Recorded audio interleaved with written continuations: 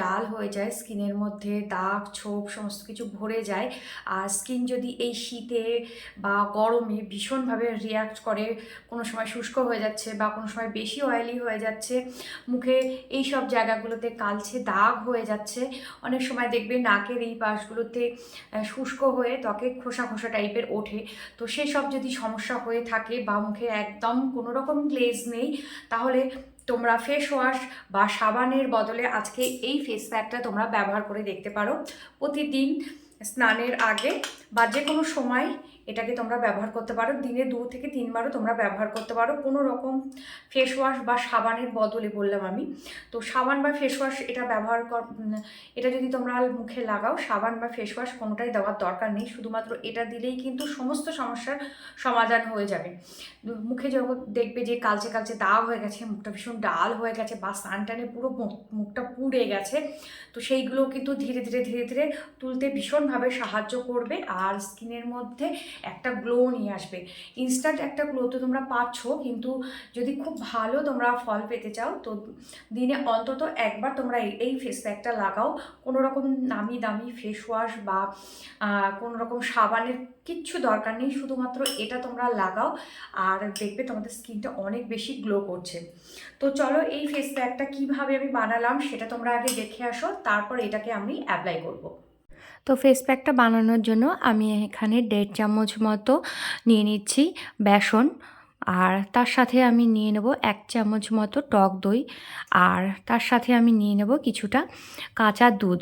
এখানে যেটুকুনি লাগবে আমার ফেস প্যাকটা গুলতে ঠিক সেইটুকুই আমি নেব। তো এখানে জল বা অন্য কিছুই আমি ইউজ করব না। দেওয়ার পরে ভালোভাবে এটাকে মিশিয়ে নিলাম। দেখো এরকম একটা কনসিস্টেন্সি হবে, বেশি পাতলা বা বেশি ঘন হবে না। বেসন আমাদের স্কিন থেকে ধুলো বালি নোংরা, তারপর মরা চামড়া সমস্ত সব কিছু খুব ভালোভাবে দূর করতে সাহায্য করে, আর আমাদের পোর্সের ভেতরে যত রকম নোংরা আছে সেটাকে বার করতে সাহায্য করে। ফলে আমাদের স্কিন, আমাদের ব্রণ সমস্যা যাদের আছে তাদের কিন্তু ব্রণের সমস্যা থেকে অনেকটাই আমরা মুক্তি পাবো।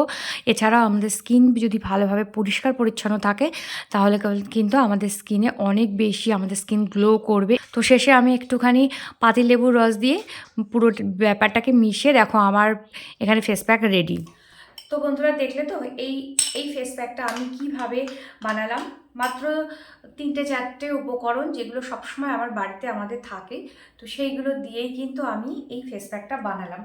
কোনো রকম উপকরণ যদি তোমাদের বাড়িতে না থাকে বা অ্যালার্জি হয়, স্কিনে যদি রিয়্যাক্ট করে, তো সেগুলো বাদ দিয়ে তোমরা অনায়াসে এই ফেস প্যাকটা বানিয়ে রেগুলার মুখে লাগাতে পারো। শুধু মুখে কেন, ফুল বডিতেও লাগাতে পারো। আর এটা তৈরি করে তোমরা 3 থেকে 4 দিন 5 দিন পর্যন্ত অনায়াসে রাখতে পারো। এখন শীতকাল তো 1 সপ্তাহ থেকে যাবে।